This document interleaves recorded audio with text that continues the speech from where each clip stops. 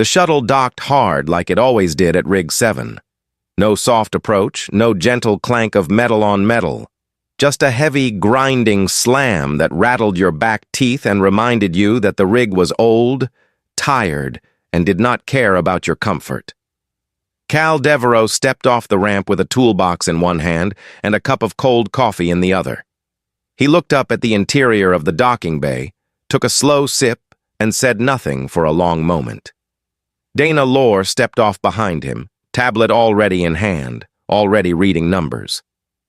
3 columns in 6 weeks, she said. Shear fractures on all 3. The structural integrity of the lower frame is at 61% and dropping. I know, Cal said. The ICC sent us here because 2 more engineers already looked at this and couldn't figure it out. I know. If 2 more columns go, the whole south ring detaches. Dana. Yeah. Let me drink my coffee first. She went quiet. Not because he asked her to, but because she had worked with Cal Devereaux long enough to know that the quiet was where he did his best thinking. He stood in the docking bay of a failing space station, cantilevered over a gas giant so large it made the observation windows glow orange at all hours, and he drank his cold coffee like a man standing on his own front porch back in Louisiana. Commander Orrin Vale met them at the bay door.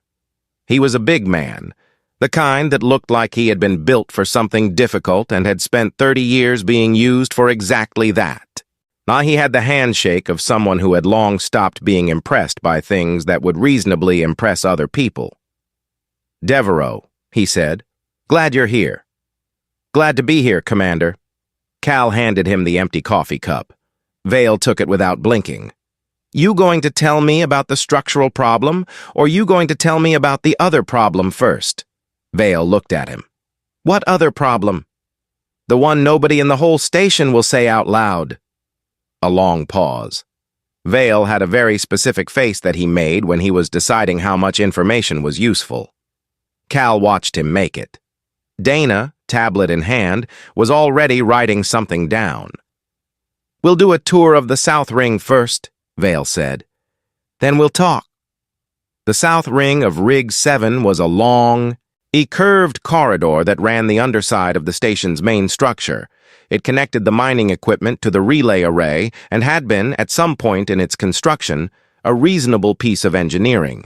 Now it was a list of problems held together by old welds and optimism. The lights in the lower sections flickered in a pattern that was almost rhythmic. Almost. Cal walked slowly. He touched the walls. He pressed his palm flat against a support strut and stood very still, like he was listening to something. This one's warm, he said. All the lower struts run warm, Vale said. The thermal exchange on this level hasn't worked properly and not heat warm. Cal stepped back. Vibration warm. Something's been hitting this corridor at a regular frequency. Over time, that frequency worked itself into the support structure. He crouched down, looked at the base of the strut where it met the floor plate. See that micro-fracture pattern? That's not metal fatigue from weight or stress. That's resonance damage. Like a wine glass that's been sitting next to a speaker too long, Dana typed quickly. So the columns aren't failing because of a structural flaw. The columns are failing because something is walking through the lower maintenance corridors and the vibration of it, repeated over weeks, hit the resonance frequency of the support struts. Cal stood up. Something heavy. Very heavy, with a very specific gait. The corridor was quiet. The orange light from the gas giant bled in through a narrow viewport at the end of the hall. Somewhere below them, something in the station groaned, low and deep, like the whole structure was tired. Vale said nothing. Commander, Dana said, looking up from her tablet, what is the weight rating on the maintenance hatches for the lower decks? Vale looked at the ceiling for a moment. 400 kilograms. And what is currently the status of maintenance hatch 7 Charlie? Another pause. It's been, relocated. Relocated. Bent open. From the inside. Dana added this to her notes without changing her expression. Cal, meanwhile, had already moved further down the corridor. He stopped at a point where the walkway opened up into a wider maintenance bay, the kind used for equipment storage and access to the underside support columns. He dropped down onto one knee, then flat onto his stomach and pointed his flashlight into the gap between the floor plate and the subdeck below. The beam cut through the dark in a long line. Two amber eyes looked back. They were about 8 feet below him, set wide in a head that was, from what Cal could see in the limited light, approximately the size of a very large dog. Except nothing about those eyes belonged to anything as simple as a dog. They were steady. They were measuring. They had the particular quality of eyes that had never once, in their entire existence, looked at something and wondered if they were safe. Cal and those eyes stayed perfectly still for 4 full seconds. Then Cal said in a calm and easy voice, "Well, there's your resonance problem." He pushed himself up off the floor, brushed the dust from his shirt, picked up his toolbox, looked back at Vale, who was standing very still with the face of a man who had a very large later folder and had just added something extremely heavy to it. "Lord have mercy," Cal said pleasantly. "That is a big animal." "It's not an animal," Vale said. "It's a Rethsari." Dana stopped typing. She looked up. "A Rethsari?" "Yes. As in the Rethsari. The ones that 3 different galactic military coalitions have formal protocols about." "Yes. And it is living in the maintenance subdeck of this station." "It arrived 11 weeks ago, roughly the same time the first column failed, as you've now correctly identified." Vale looked like a man performing enormous internal labor to keep his voice level. "The ICC containment team has been requested. Their estimated arrival is 6 days. Cal was already walking back the way they had come, a toolbox swinging. 6 days, he said. "And how many more columns can this rig lose in 6 days before the south ring goes?" Vale said nothing. That was an answer. "Right," Cal said. "So we work around it. Devro, it is a Rethsari. You don't work around a Rethsari. You evacuate and you wait."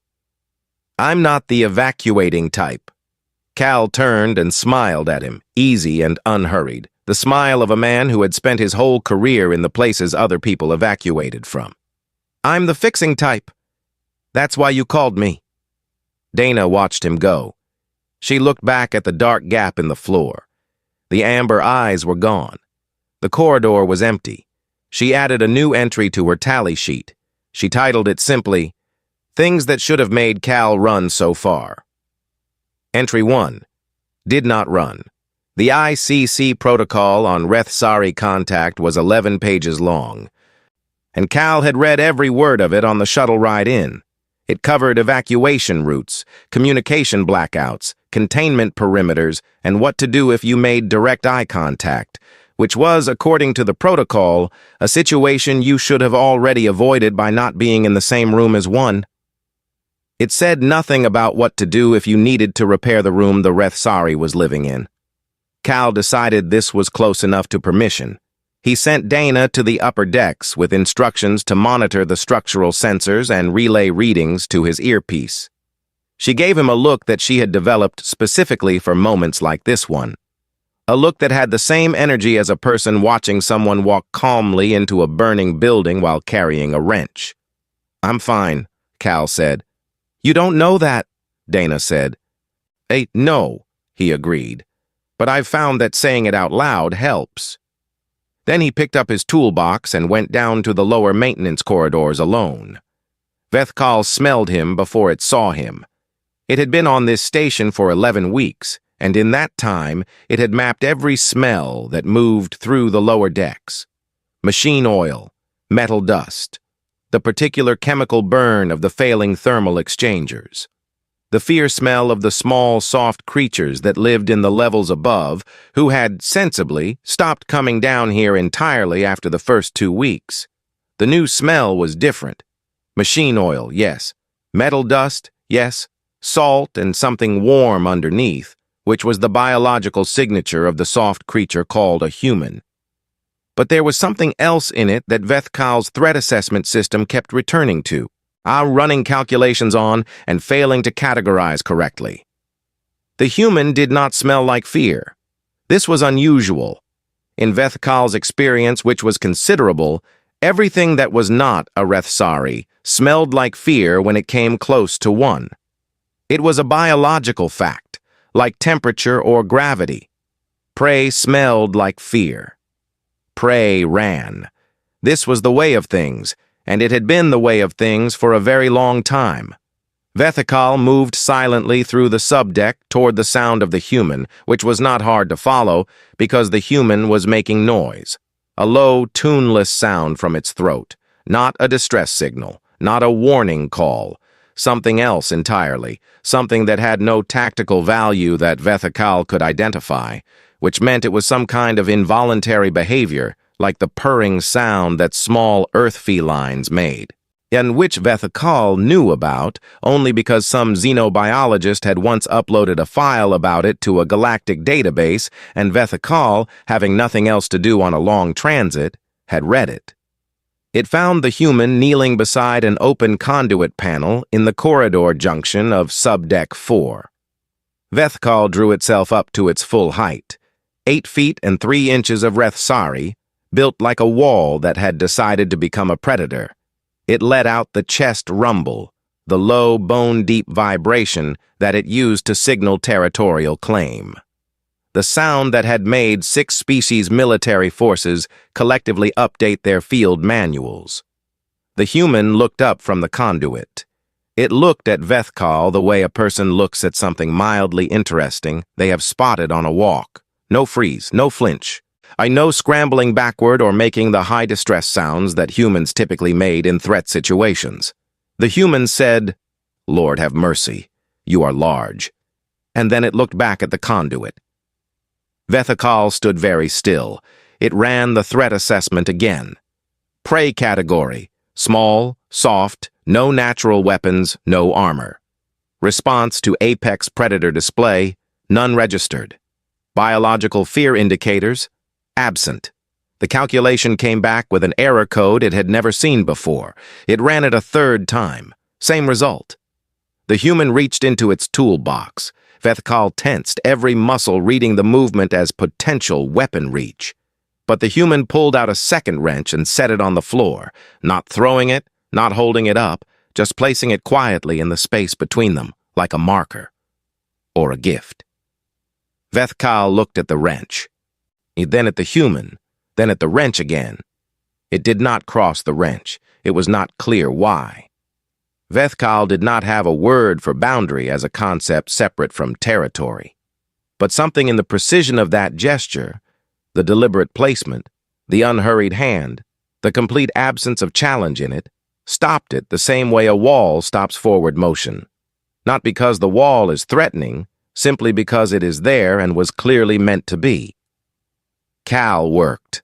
The conduit panel had a secondary relay junction that had been over-tightened by whoever installed it, probably 2 generations of engineers ago, and the stress cracks radiating from it were a textbook example of what happens when you apply too much force to something that only needs holding, not crushing. He talked through it as he worked, not to the creature behind him, not exactly, just the way he always talked when he was working. The words were how his mind moved. "See, the thing about metal," he said, turning a bolt carefully counterclockwise, "is it only fails in ways that make sense. You push it wrong, it tells you. Takes a while sometimes, but it always tells you. Nothing personal about it. It's just physics." Vethkal was 12 feet behind him. It had moved once, slightly, to angle itself for a better view. Not of the human, of the conduit panel, of the human's hands on the tools. The movements were precise, unhurried. The human knew exactly what it was doing, which was something Vethkal recognized, because Vethkal also always knew exactly what it was doing. 40 minutes passed. Neither of them made a sudden move. The human hummed its tuneless sound, and the wrench turned in careful increments. Somewhere in the station above, another metal joint groaned and settled. Dana's voice came through the earpiece. "Cal, the containment team ETA is 6 hours. Are you alive?" "Mostly," Cal said. "Tell them to bring a longer wrench." Vethkal heard the small voice from the device in the human's ear, and its assessment shifted fractionally. The human had a companion somewhere above. It had sent the companion away. It had come down here alone, into the dark, into the space that belonged to Vethkal, with a toolbox and a tuneless hum and a wrench it had placed on the floor like a quiet agreement. It had not run. Vethkal sat down. It did not plan to sit down. The decision arrived in its body before it arrived in its mind, which was new, and which it did not examine too closely because it did not have the framework to examine it with. It sat the way it sat when it was observing something that required patience and sustained attention. The way it sat when something was, against all reasonable expectation, genuinely interesting. The human reached the end of the repair sequence, closed the panel, and sat back on its heels. It looked at the conduit. It looked at the wall beside it. Then, without turning around, it said, "You've been using this corridor as a shortcut, haven't you? East Bay to the thermal access point. It's a good route. Fast, quiet, direct." A pause. "Problem is, your footstep weight hits a frequency that the south struts can't absorb over time. Nobody told you that. Wasn't your fault. It's just a physics problem, and you didn't have the data." The human picked up its second wrench from the floor, stood up slowly, turned around, and looked directly at Vethkal without any of the small flinching movements that living things usually couldn't stop themselves from making. "I'm going to fix the struts. Then I'm going to reroute the corridor so the new path doesn't cause the same problem. Shouldn't take more than a few days." Vethkal looked at him. The human nodded once, like a decision had been made between them, picked up its toolbox, and walked further down the corridor. Vethkal stayed where it was for a moment. It looked at the spot on the floor where the wrench had been placed. Then it stood, and without fully understanding why, it followed. Dana, watching on the upper deck camera feed, added entry 2 to her tally. It followed him. By the third day, Dana had stopped pretending she was monitoring structural sensors. She was monitoring the camera feeds of Subdeck 4, 5, and the maintenance corridor junction where Cal had taken to eating his lunch on a crate while Areth Sari sat 8 feet away from him with the focused stillness of something that was doing a great deal of invisible work. The tally was at 14. Entry 8 was, sat in the same corridor for 2 hours without initiating a threat display. Entry 11 was, moved to get a better angle when Cal opened a new panel, not to attack, just to see. Entry 14 was, watched Cal's hands the same way Cal watches broken things, like it was trying to understand how they worked. Dana was an engineer. She believed in data. The data was deeply strange. St. Cal, for his part, seemed entirely unbothered. He worked his way through the lower decks the same way he did everything, methodically, unhurried, talking through each repair as if the universe owed him an explanation for every failed weld and cracked strut, and he intended to collect. Vethkal followed at a consistent distance, not close enough to touch, not far enough to be absent, just there. Like a second shadow that weighed approximately 460 kilograms and could, at any point, make a decision that rearranged the architecture of the situation entirely. It had not made that decision. Cal did not think about why. He thought about the South Ring's secondary support grid, which was in considerably worse shape than the initial scan had suggested. The 3 of the lateral braces were running microfractures along the weld seams, hairline damage, the kind you only found if you were looking for it, which the previous 2 engineering teams apparently had not been.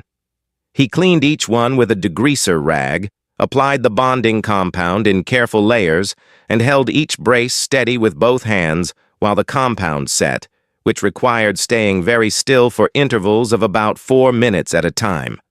Vethkal watched this with the same sustained attention it gave everything Cal did. You know what patience is? Cal said, during the third bonding interval, hands flat against a warm metal brace. I can tell. You're good at it. Most things that are built for speed are terrible at staying still. You're not. He pressed a little harder on the brace. That's interesting. Vethkal made no sound, but something in the angle of its head shifted fractionally. In its own internal processing, Vethkal was doing something it had never needed to do before. It was building a new category.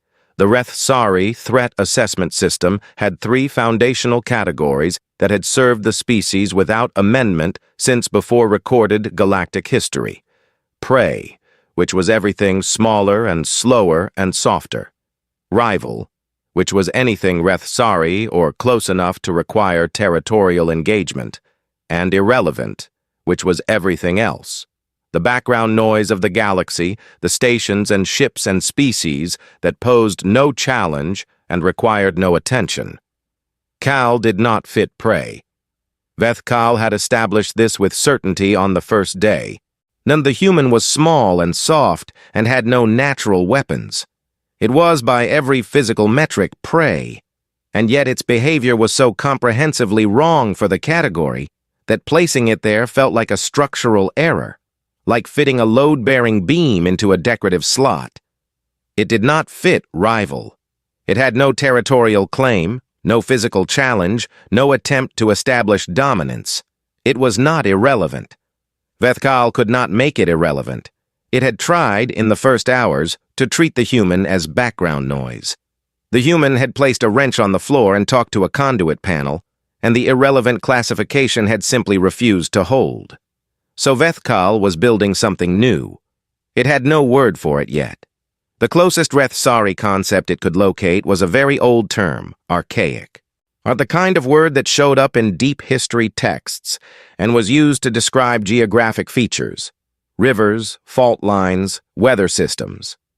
Things that moved through the world in ways that changed the shape of what was around them without intending to. Things you tracked not because they were dangerous, but because they were significant.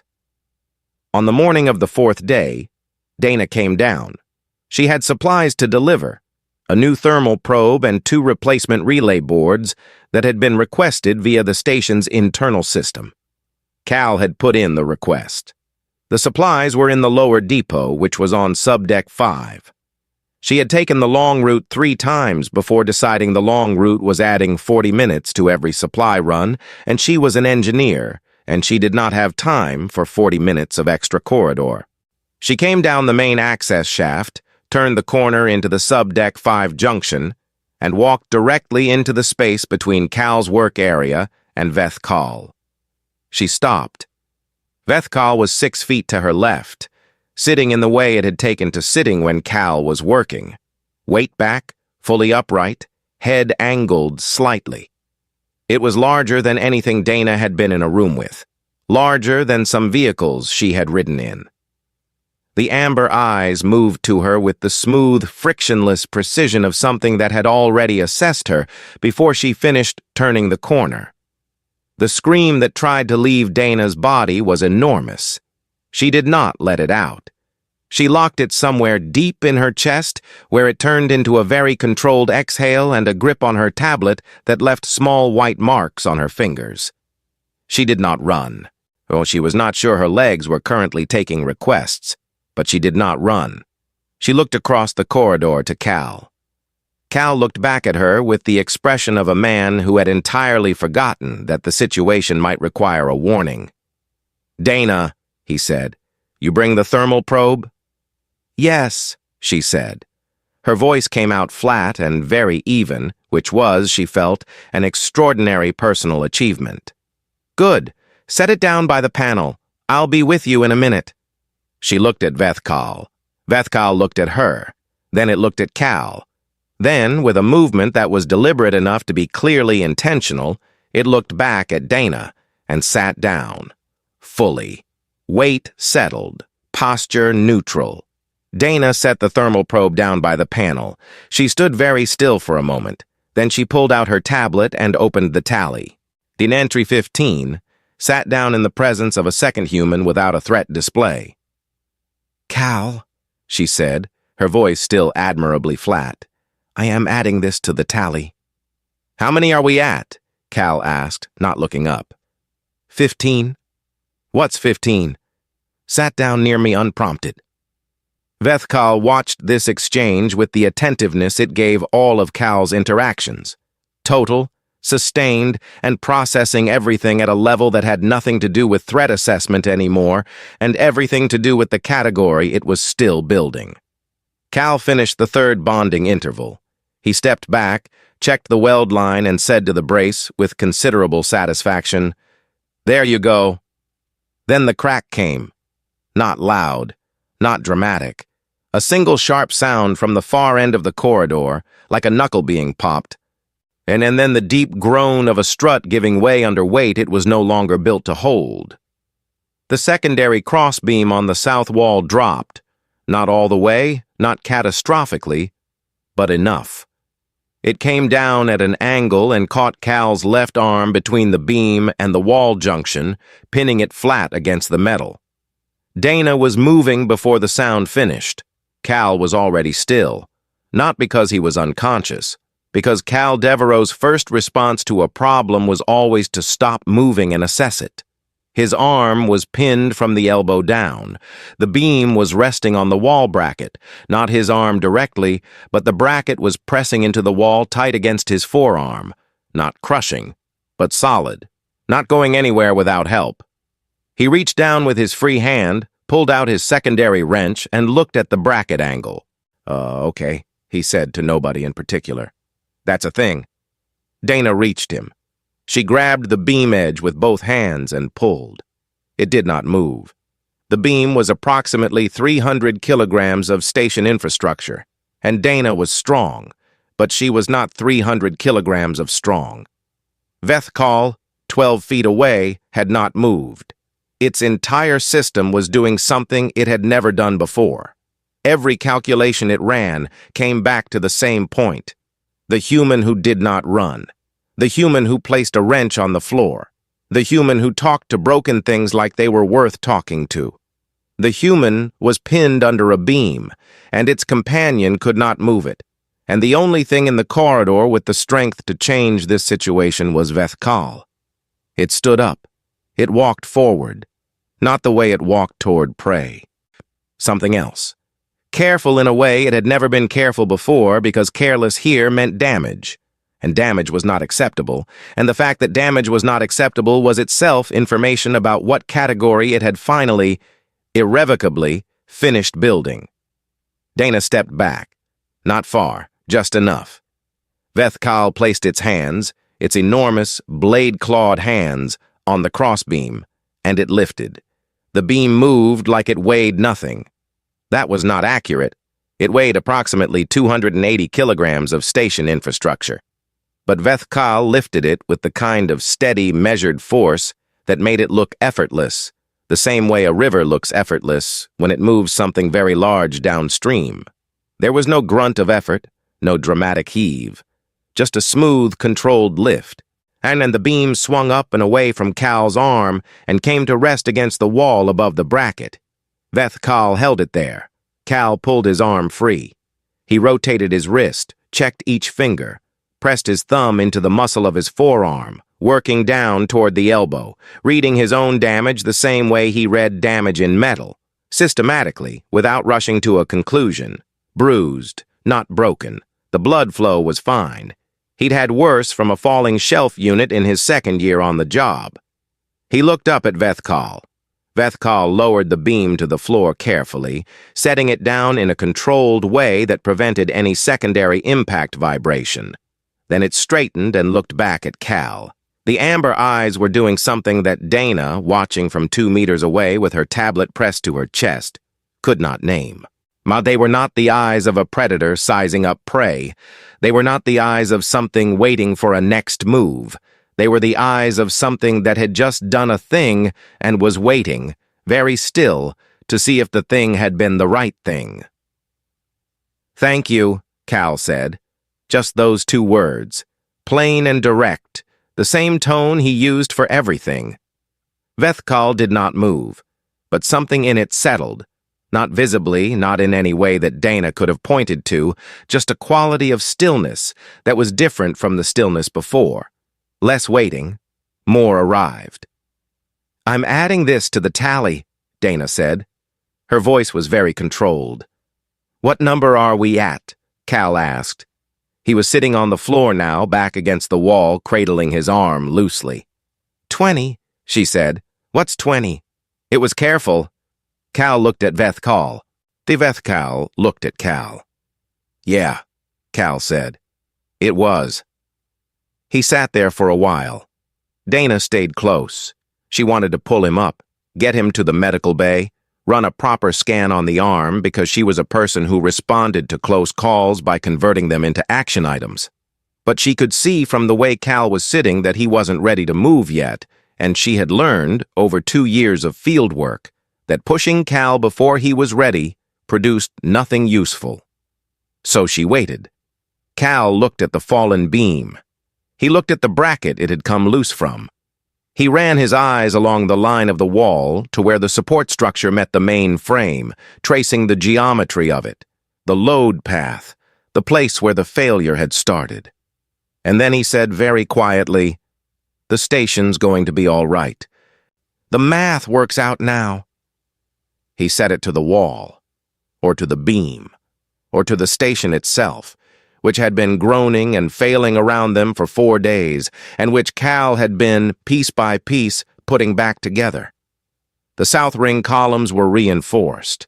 The resonance path had been identified and would be rerouted. The microfractures in the lateral braces were bonded and set. The thing that had been slowly pulling the station apart was understood now, and everything that was understood could be fixed. That was what Cal believed. That was the thing at the center of him, that no amount of distance could change.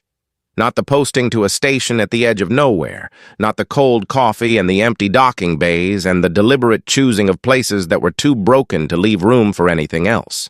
And everything understood could be fixed. He went quiet in a way that had nothing to do with structural engineering. Vethkal was still there. It had not moved. It was not blocking the corridor or positioning itself between the humans and the exit or doing anything that registered on any threat assessment scale. It was simply present in the way that things you have built a new category for are present, not as a calculation, but as a fact. After a while, Vethkal made a sound. It was low and resonant and nothing like the chest rumble it used for territory or challenge. This was slower, deeper. It came from a different place entirely, the way that different keys on the same instrument come from different places even when the instrument is the same.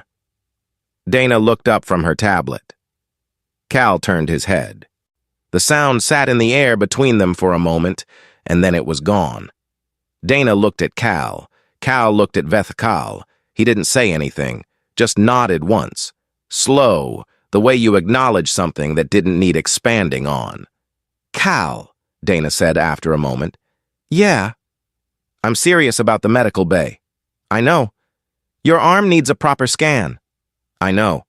"Commander Vale is going to want a full incident report." "I know." "The containment team is going to arrive tomorrow and they are going to have a significant number of questions about what they're walking into." "I know, Dana." She looked at her tablet.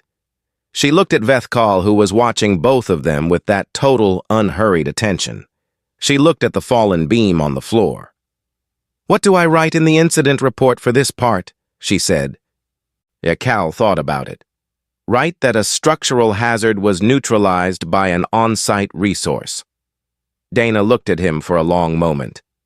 "That is the least accurate, technically correct sentence I have ever heard." "Yeah," Cal said, and stood up slowly, cradling his arm. "But it fits in the box." He walked toward the access shaft. At the junction of the corridor, he turned and looked back. Vethkal was still where it had been, watching, not following this time, just watching. "I'll be back tomorrow," Cal said. "The north brace on Subdeck 3 still needs work. We're not done yet." Vethkal looked at him. Cal turned and walked toward the access shaft, footsteps even and unhurried. Dana followed, pulling up the tally on her tablet. She added entry 21, 22, and 23 in quick succession. A 21. Lifted the beam with controlled force. No excess. 22. Made an unprompted vocalization with no threat indicator. 23. Stayed. She stared at 23 for a moment. It stayed. 2 floors above them, Commander Vale was in his office, staring at the camera feed from Subdeck 4.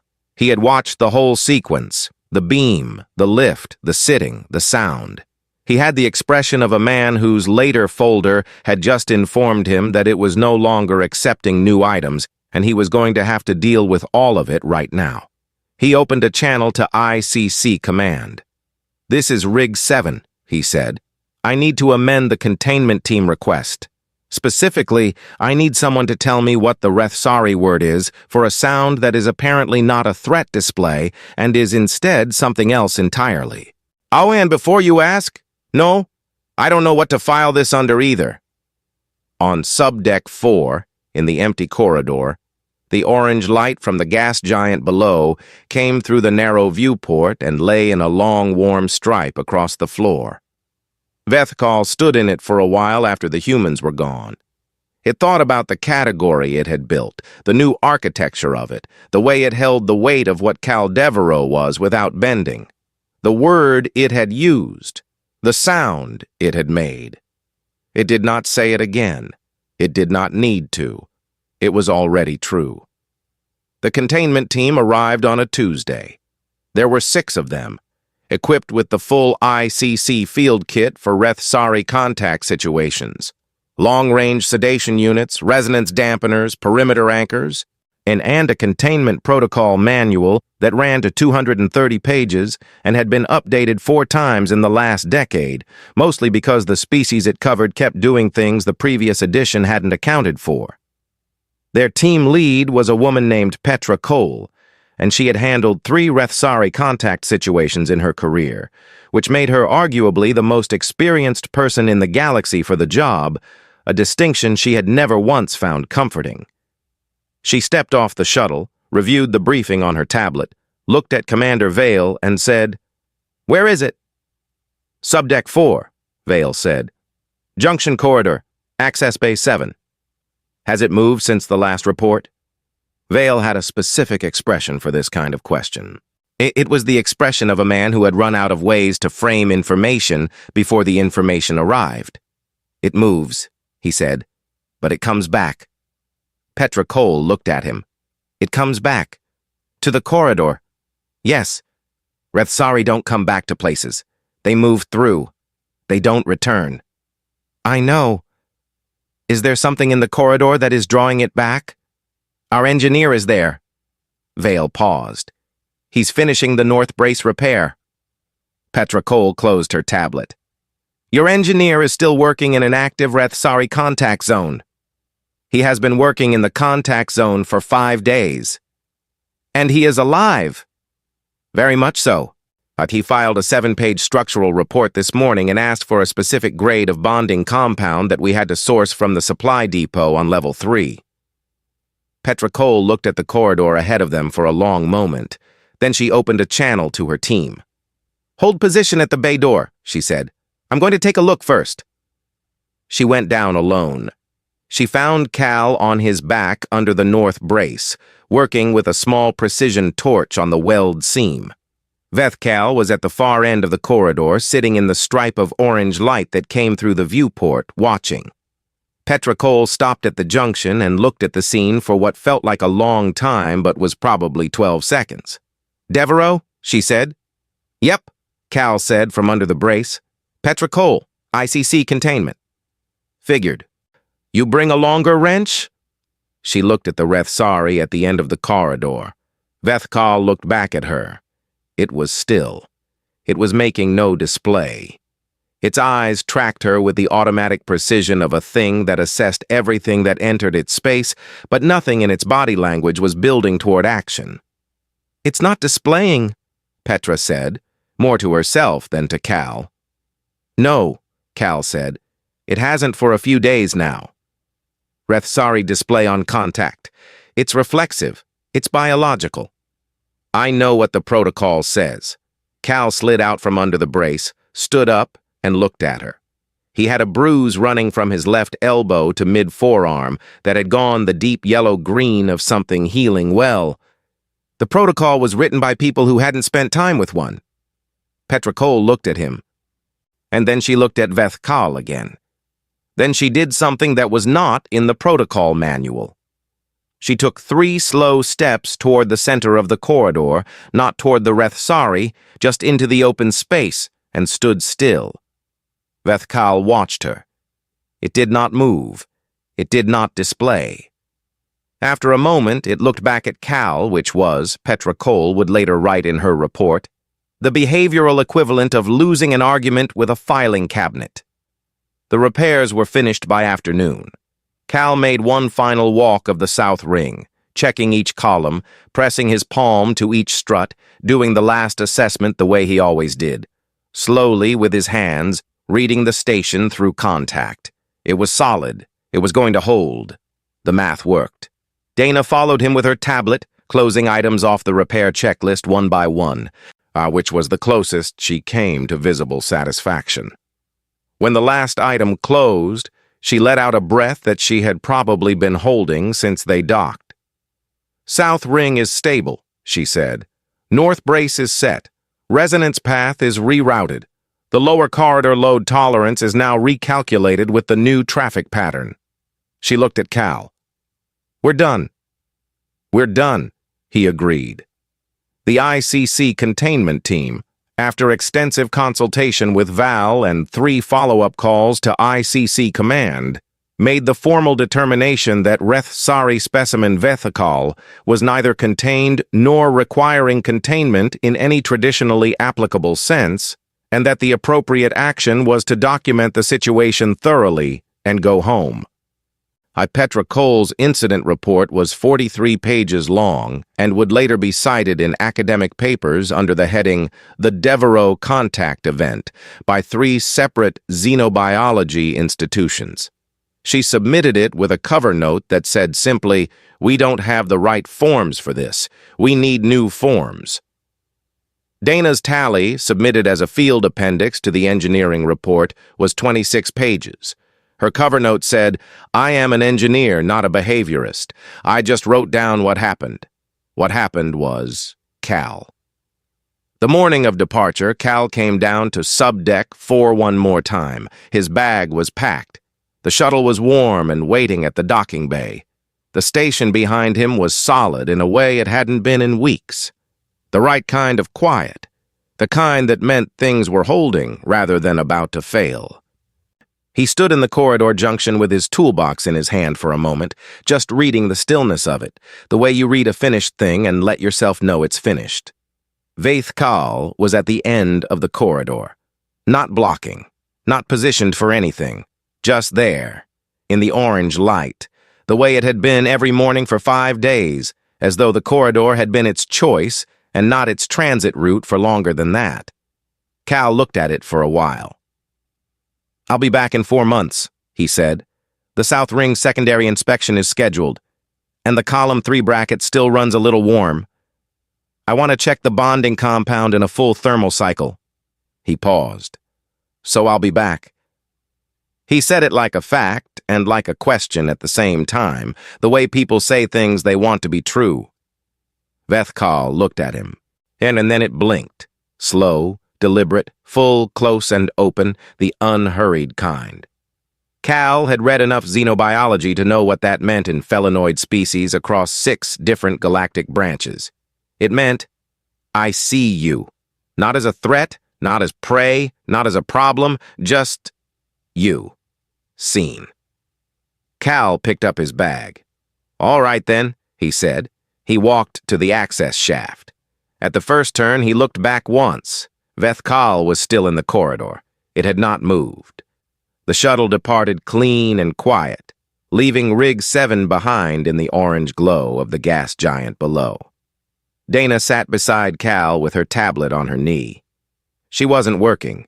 She was watching the station get smaller through the window, the long, curved structure of the South Ring, solid and steady, the viewport where the orange light came through, and the place where all of it had happened. After a while, she pulled up her tablet and opened a new document. "What are you doing?" Cal asked. "Starting the appendix for the secondary inspection," she said. 4 months is not that long, and I want the new column tolerance calculations ready before we dock." Cal leaned his head back. Outside, the gas giant HFY filled the window in long amber bands, enormous and slow and permanent. Rig 7 was a small shape against it, a made thing holding its position in a very large universe. "Dana," he said. "Yeah." "The tally. What about it?